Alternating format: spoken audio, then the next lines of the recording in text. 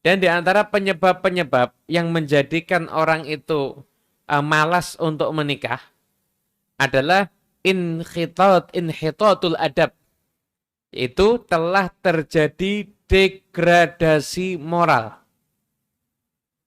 Apa? Yaitu mahar menjadi mahal atau seserahan-seserahan pernikahan itu sudah israf berlebih-lebihan. Kemudian orang yang fakir mulai niru gayanya orang yang kaya.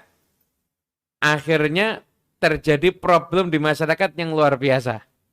Ditambah lagi terkadang istri itu menuntut suami untuk kamu harus ngasih saya rumah yang begini, begini, begini, dan lain sebagainya. Ini menjadi satu problem. Bahkan ini termasuk salah satu budaya, ini udah jadi membudaya sekarang ini. Budaya yang akan merusak sistem sosial dan bisa menjadi merusak pernikahan itu sendiri. Apa?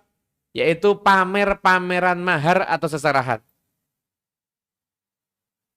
Di pamer-pameran ini kamar mantannya begini dan lain sebagainya. Kemudian setelah itu nanti seserahannya seperti ini, baju kemantannya itu menggunakan emas dan lain sebagainya. Jadi intinya bermewah-mewah. Jadi pernikahan itu dijadikan momen untuk pamer kekayaan. Ini merusak sekali ini.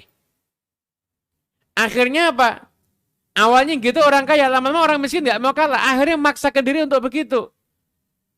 Terjadi apa? Rusak, kacau. Sistem sosialnya menjadi kacau. Atau yang istri menuntut suami, kamu kalau mau nikahin saya, kamu harus punya rumah dulu. Rumahnya harus gede.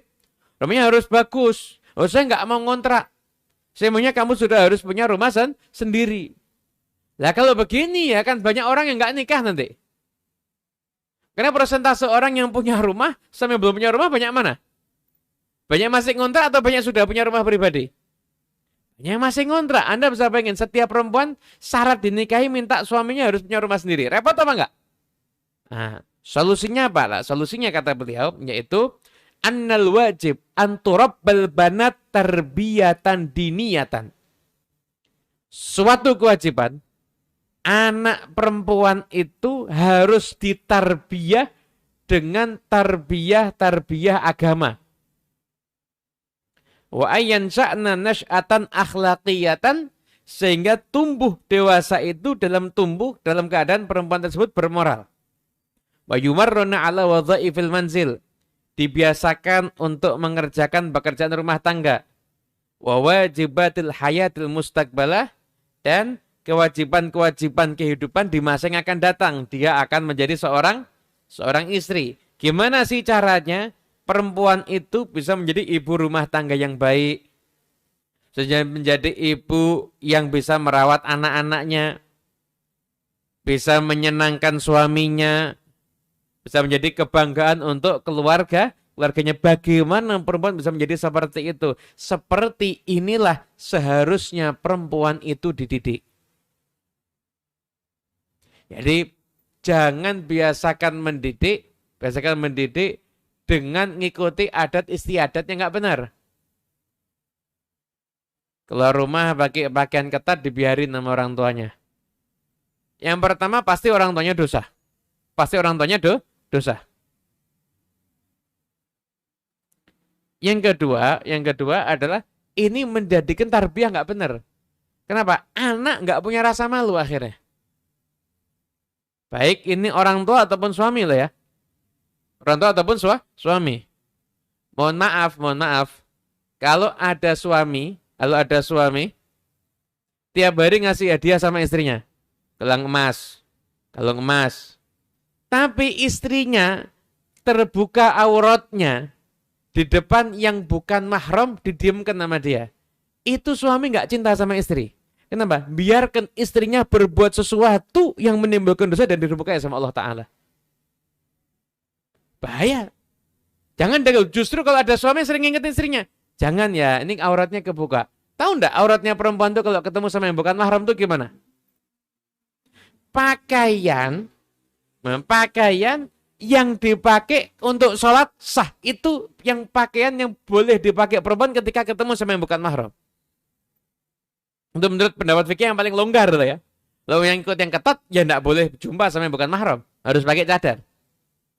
Mau pendapat yang longgar, perempuan itu ketika ketemu sama yang bukan mahram, maka pakaiannya ketika akan menutup aurat, ketika pakaian itu bisa dipakai untuk sholat. Mohon maaf, perempuan pakai pakaian, kebuka, rambutnya kebuka. Begini, dipakai sholat sah apa enggak? Sah, enggak sah kan? Enggak sah kan? Dipakai buat ketemu yang bukan mahram, haram. Perempuan sholat, pakainya segini, tangan kelihatan. Sah enggak ini dipakai sholat? Sah enggak? Dipakai untuk ketemu dengan yang bukan mahram, haram hukumnya. Enggak boleh. Enggak boleh. Ini ngelanggar syariat. Nah, perempuan harus dididik dengan itu. Dididik dengan rasa malu. Dididik dengan kalau ketemu sama orang laki takut. Begitu. Jadi akhirnya perempuan itu, keindahan perempuan zinatul mar'ati al-haya. Keindahan perempuan itu adalah rasa malu, rasa malunya. Nah kalau sudah perempuan nggak ada rasa malu, maaf, ketemu orang laki biasa, kemudian setelah itu dan lain sebagainya, akhirnya nggak ada rasa malu, ya berarti tarbiyahnya gagal dong kalau begitu. Tarbiyah benar itu ketika perempuan itu punya rasa malu, akhirnya apa bisa ngurus rumah tangga dengan baik, perhatian sama anak, menyenangkan suami. Saya itu bisa menjadi kebanggaan keluarganya, bayar haknya Allah dengan benar, sholatnya bagus, tutup auratnya bagus, begitu. Begitu seorang perempuan selayaknya berperilaku seperti itu. Begitu, Adapun mahal-mahalan tadi, bermahal-mahal tadi seperti apa? Jadi mahal-mahal ini kalau kata beliau imma taqlidan lil aghnia, ya niru orang-orang yang kaya, imma tanfidan liraghabatin nisa, atau memenuhi keinginannya para perempuan. Nah, itu bisa menjadikan akhirnya apa? Yang muda-muda mau nikah takut, merasa dirinya nggak mampu buat ngelamar. Yang belum menikah nunggu yang ngelamar orang yang kaya. Akhirnya apa? Yang nggak nikah takut karena nggak bisa nikah. Yang tadi itu yang perempuan akhirnya nunggu dilamar sama orang kaya, tapi nggak ada orang kaya yang ngelamar. Hasilnya apa? Akhirnya ini jadi perjaka tua, ini jadi perawan tua. Rusak enggak tatanan sosial nih akhirnya? Rusak kan? Coba Anda bisa bayangkan. Ini Syed Muhammad bin Alawi al-Malik ini luar biasa ini. Ini beliau di zaman itu loh nulis ini, bukan zaman sekarang. Ini beliau wafat tahun 2004. Berarti Anda bisa bayangkan di zaman dulu itu beliau sudah menyatakan seperti ini. Kalau seandainya konsep sosial itu dibangun, perempuan itu nunggu orang kaya yang ngelamar dia. Wah, kalau nggak bisa ngasih mahar atau uang lamaran 100 juta ya saya nggak mau. Akhirnya yang laki yang nggak punya duit mau ngelamar takut. Bener nggak? Akhirnya apa? Yang laki nggak nikah, yang perempuan juga nggak nikah. Rusak apa nggak? Rusak. Padahal kalau mereka tuh mau nikah, mau qanaah dengan seadanya, apa janji Allah? Iyakunu fuqara'a yughnihimullahu min fadlih. Seandainya mereka itu fakir, Allah akan jadikan mereka kaya dari anugerahnya Allah Ta'ala. Jadi kalau orang tuh nikah, niatnya tuh mau menjaga diri, jangan sampai berbuat maksiat, ngikuti syariat yang benar. Itu dibantu sama Allah Ta'ala.